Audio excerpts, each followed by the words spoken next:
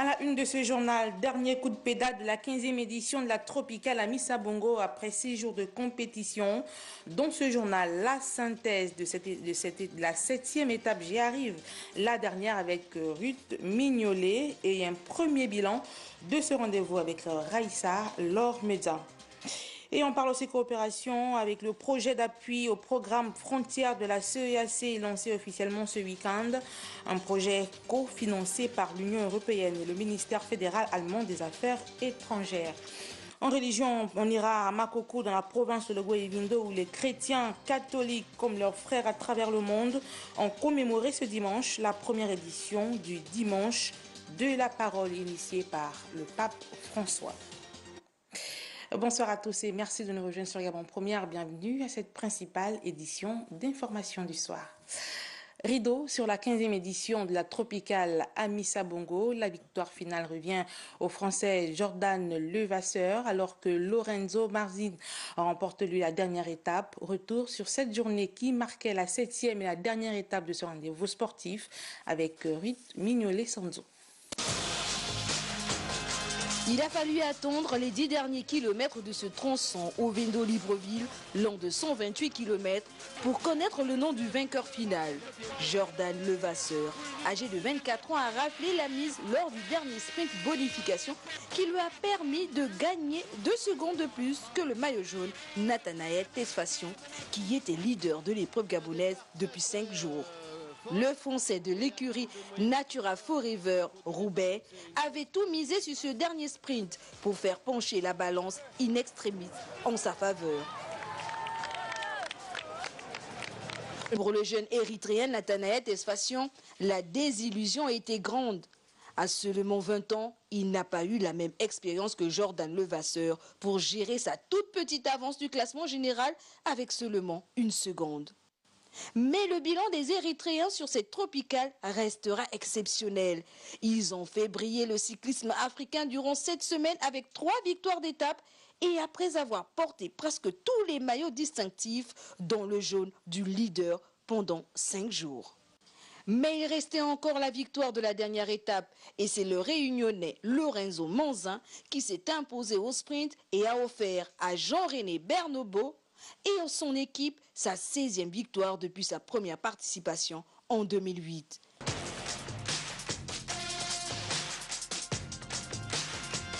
La Tropicale range ses vélos pour les remettre sur les routes gabonaises lors de la 16e édition en 2021.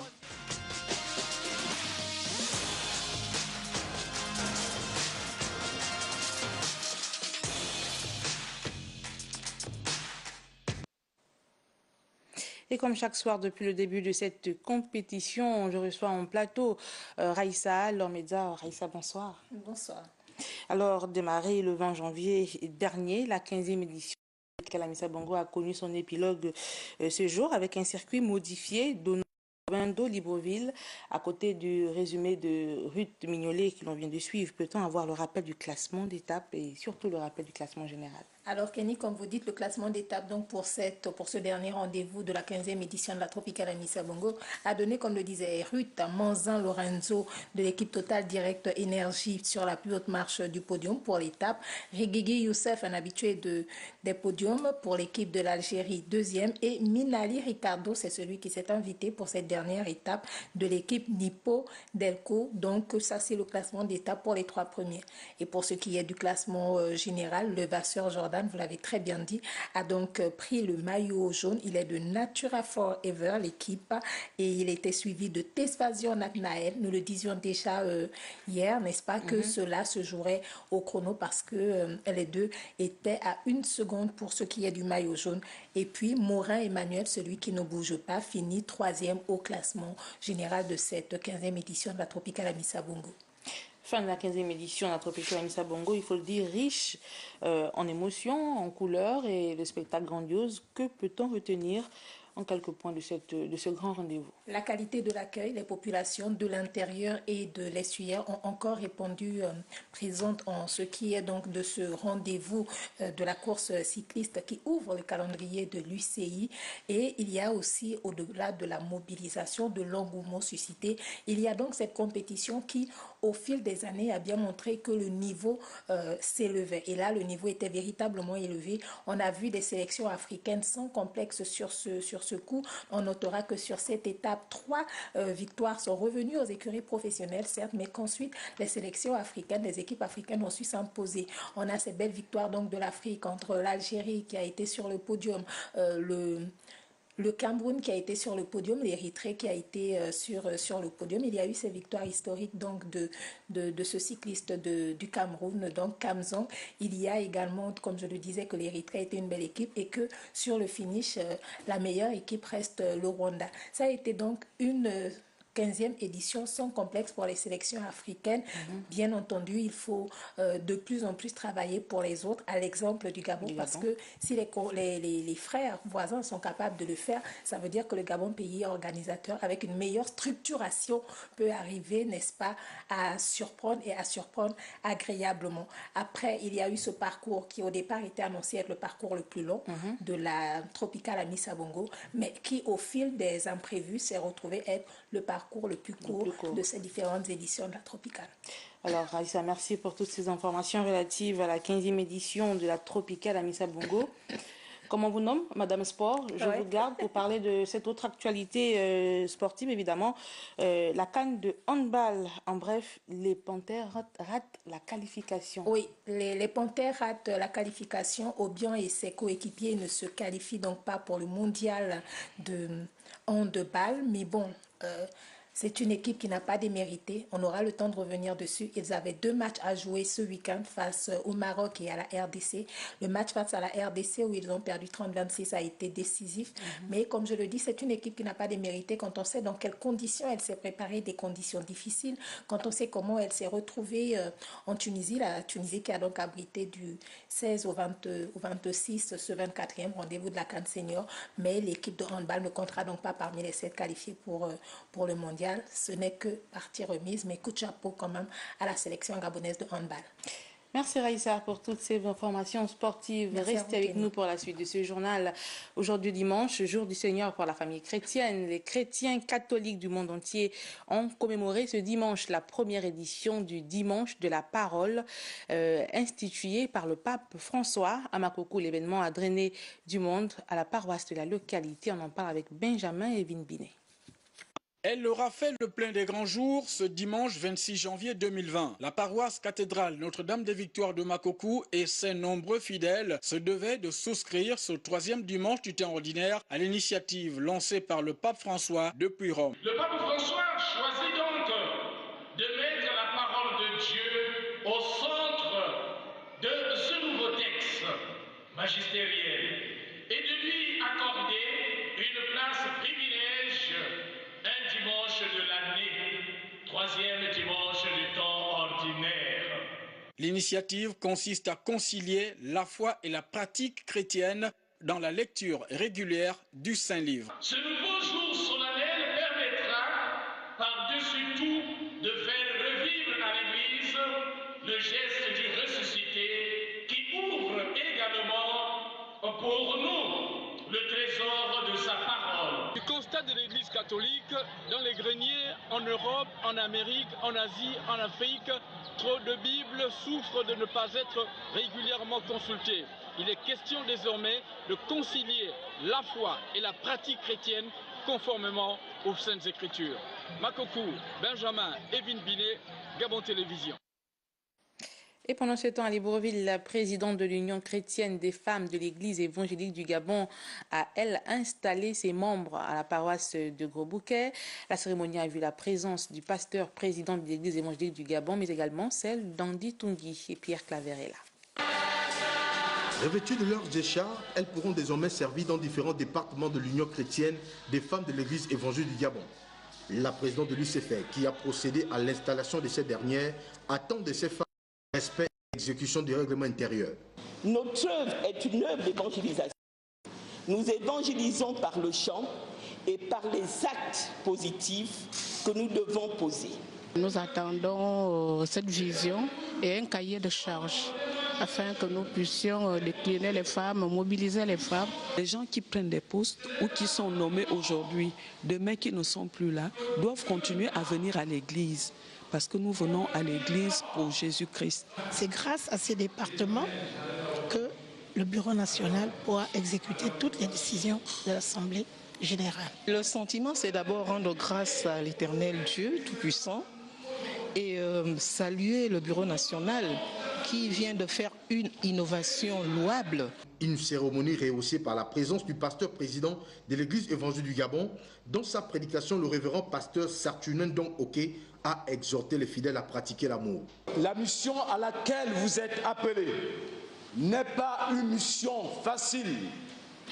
Ce sont les lourdes responsabilités.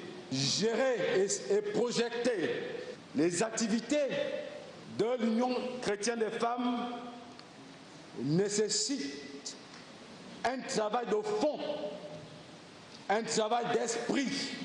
Créé en 1972 par les épouses des pasteurs de l'Église évangélique du Gabon, l'UCFEG a pour mission stratégique le social. La paix et la quiétude de Gabon, c'était l'intitulé de la thématique au cœur de ce culte dominical spécial en l'église synagogue du Gabon.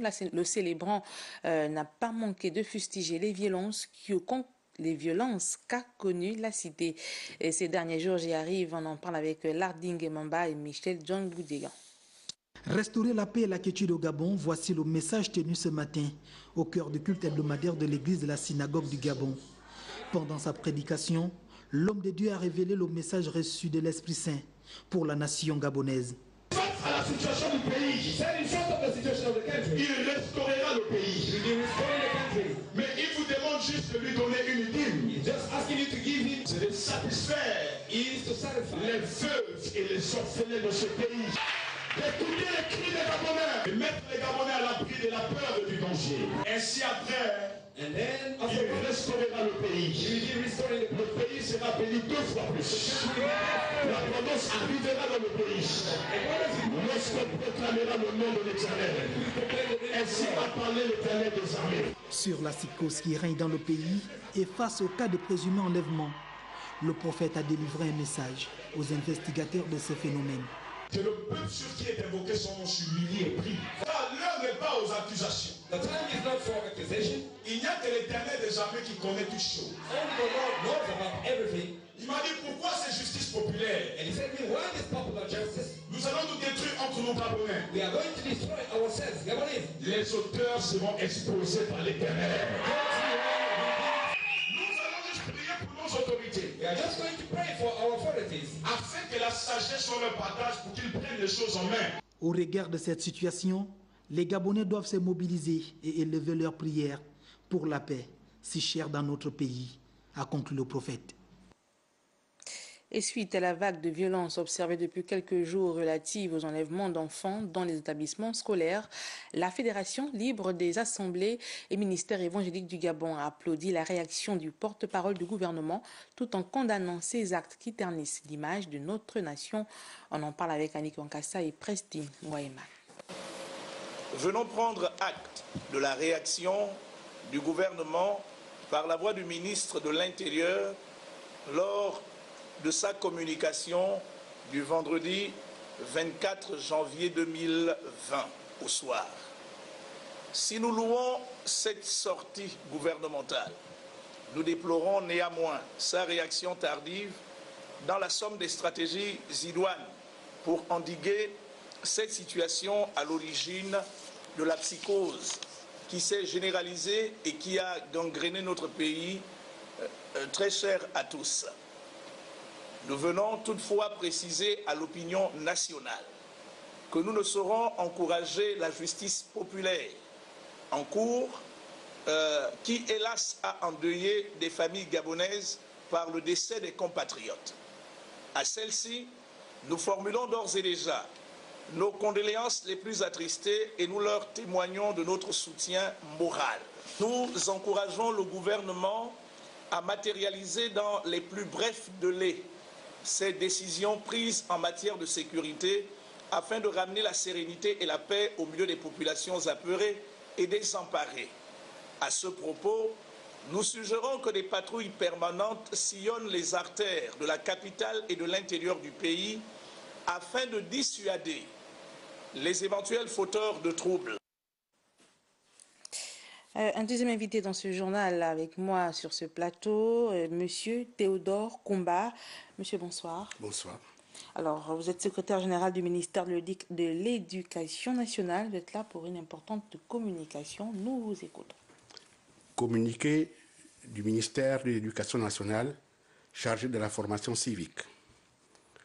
Conformément à la décision du gouvernement prise à l'issue du Conseil interministériel du 24 janvier 2020 et tenant compte de l'application des dispositions prises pour assurer la sécurité des élèves aux abords et au sein des établissements scolaires, le ministre de l'Éducation nationale chargé de la formation civique informe les parents d'élèves, les enseignants et les élèves que les cours auront bien lieu ce lundi 27 janvier 2020 sur toute l'étendue du territoire national. Fait à Libreville le 26 janvier 2020, le ministre de l'Éducation nationale chargé de la formation civique, professeur Patrick Mugiama Daouda. Merci. Merci, Monsieur Komba. Je rappelle que vous êtes secrétaire général du ministère de l'Éducation nationale. Restez avec moi pour la suite de ce journal.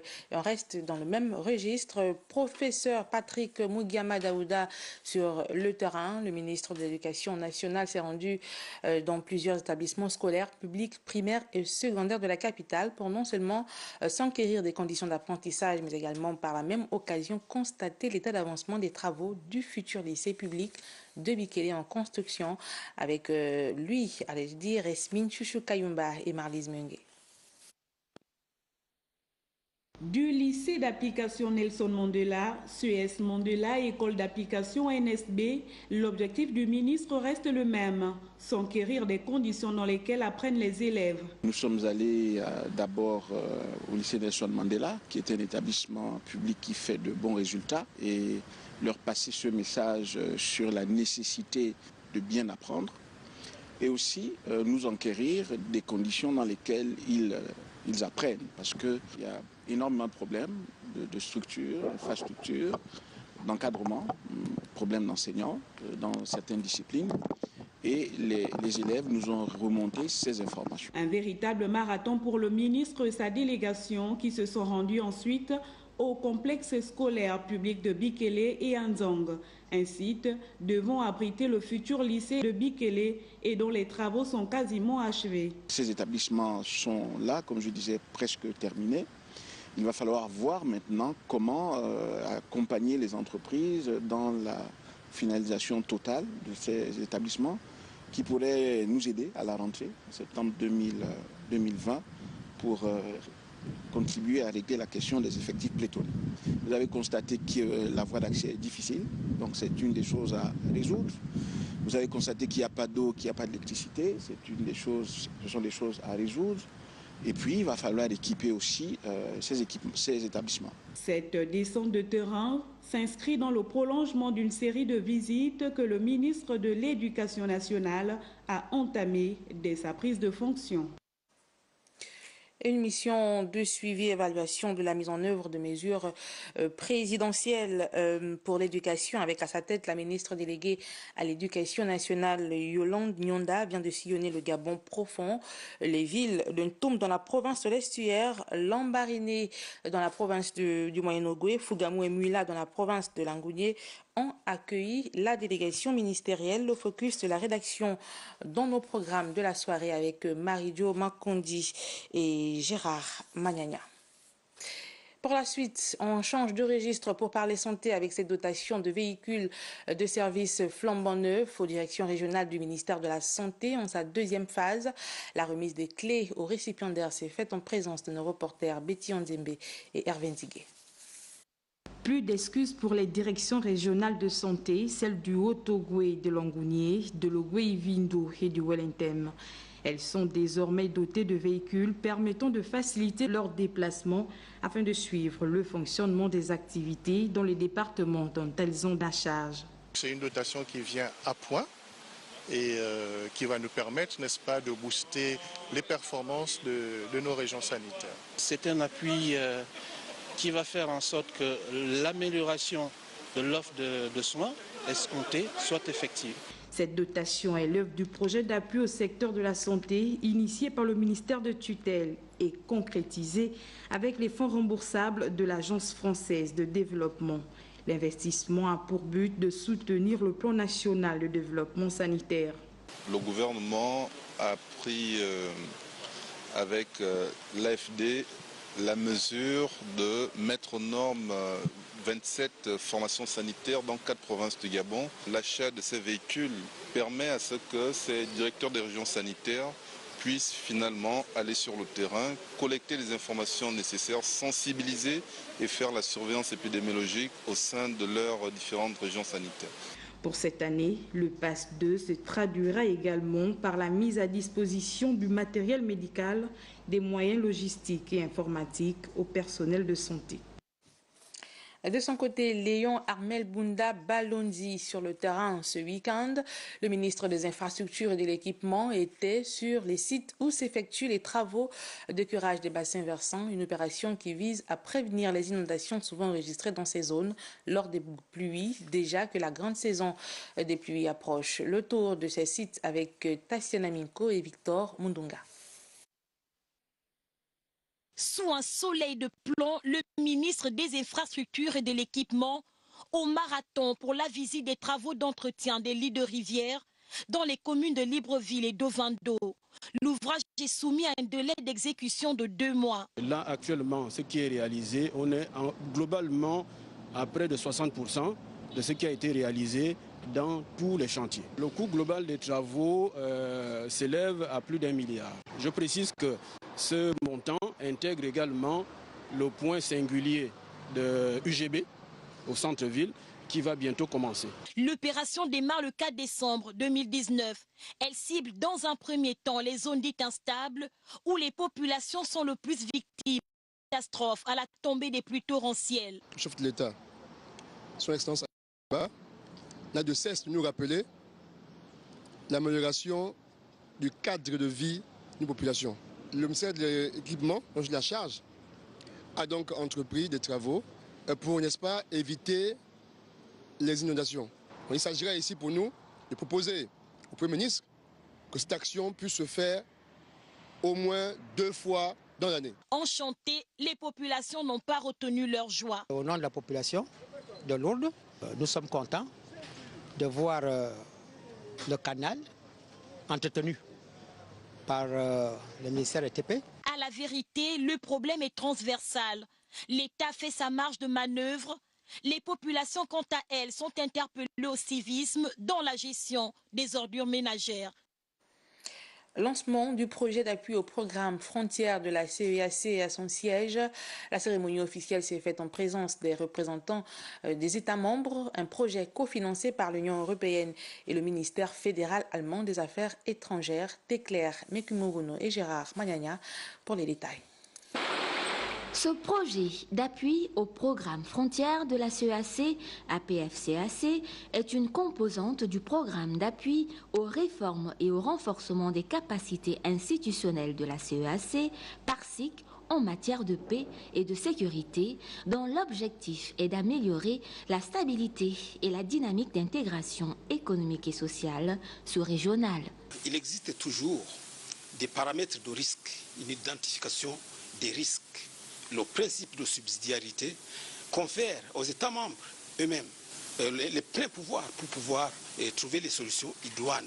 La gestion des frontières en Afrique, une problématique cruciale. C'est un effort que la CAC fait depuis 2009 et on est là pour appuyer exactement parce que l'Union européenne trouve aussi que c'est une opportunité de pouvoir éradiquer ou au moins diminuer des trafics illicites, le terrorisme. La mise en œuvre du projet APF-CAC a été confiée à la structure de coopération d'origine allemande GIZ, laquelle a décliné son plan d'action. Le plan d'action par rapport à ce programme c'est d'assister aux pays membres de la CEAC de former ou se réunir sous la forme de commissions bilatéraux de frontières pour d'abord analyser leur plan d'action. Le programme Frontières de la CEAC inclut entre autres la délimitation et la démarcation nette des frontières et la coopération transfrontalière.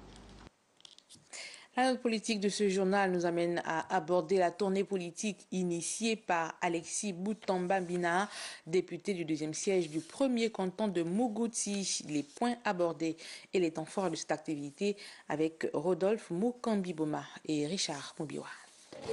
Ils se rencontrent pour la toute première fois depuis le début de l'année 2020. Alexis Boutamba-Bina, député du 2e siège du 1er canton de Mougouti, et les populations de cette circonscription politique communiquent ensemble à l'occasion de cette nouvelle année. Je suis venu vous dire bonne année. Le bonne année chez nous, à chaque fois qu'on se retrouve, on fête bonne année. Merci de vos prières. Et Mounanga, ici, notre camarade secrétaire provincial, a participé à organiser des danses de chez nous pour implorer nos aïeux pendant la période difficile que nous avons traversée ensemble. Le Tout-Puissant, miséricordieux, nous a fait grâce. Et le chef de l'État nous a remerciés. Il a remercié tout le peuple gabonais. Accompagné de son suppléant et de plusieurs cadres militants du PDG de Mougouti, l'élu du peuple n'est pas venu les mains vides. Une façon pour lui de souhaiter les meilleurs vœux à chacun. Nous avons passé les fêtes de fin d'année sans papa. Aujourd'hui, Dieu l'a voulu que vous soyez parmi nous. C'est vrai, nous sommes très heureux. Et je souhaite la bonne vie, longévité et bonne santé et surtout bonne continuité parce qu'il ne peut pas être remplacé. Et pour boucler son périple de 3 jours dans l'ensemble des villages de son siège politique, le député du 2e siège de Mougouti a reçu plus de 120 notables, chefs de village et de quartier ainsi que quelques administratifs de Tchibanga à son domicile pour des moments de partage. Un dîner leur a été servi pour accueillir 2020 en toute convivialité. Et pendant ce temps, à Libreville, les filles et fils du pays Kwélé, dont Logwe-Vindo, regroupés au sein de l'association Moribi Sacré-Cœur, organisaient une rencontre des activités pour l'antenne de la commune d'Ovindo. Blandine Nyombo Indasi, Arnaud Mengue. Moibo Sacré-Cœur, une association regroupant les habitants du pays Kwélé dans la province de Logwe-Vindo. Depuis sa création, en 1987, elle apporte une aide concrète aux populations les plus fragiles. Ainsi, en lançant les activités de notre antenne d'Ovindo, nous espérons recevoir l'appui de tous afin de faire triompher l'unité, l'amour, le partage dans cette belle commune. L'association, qui a pour présidente Flavienne Aoba, favorise également la participation des habitants et la reconstruction. Aujourd'hui, nous parlons de l'autonomisation de la femme, mais si la femme ne se met pas debout elle-même, si elle n'arrive pas à avoir des idées de créativité, qu'est-ce qu'elle peut bien faire? Et donc je vais dire ici à mes sœurs de se mettre debout, car le bonheur appartient aux gens qui se réveillent tôt.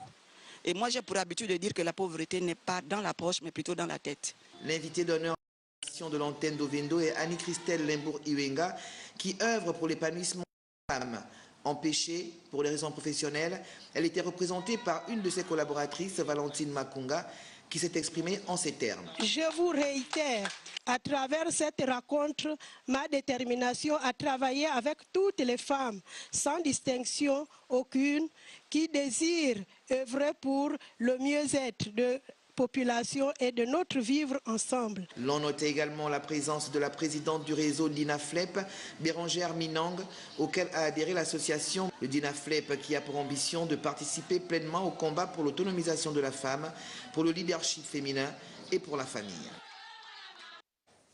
Et c'est la fin de cette édition d'information. Messieurs, dames, toute l'équipe technique conduite par Lia Mireille Nyongui se joint à moi pour vous dire merci à vous qui avez été des nôtres tout au long de ce week-end. Sachez que votre fidélité nous honore. Prochain rendez-vous avec l'actualité, 23h, Cyril Bertrand Galéco. Moi, je vous dis à très bientôt et déjà, excellent début de semaine à tous.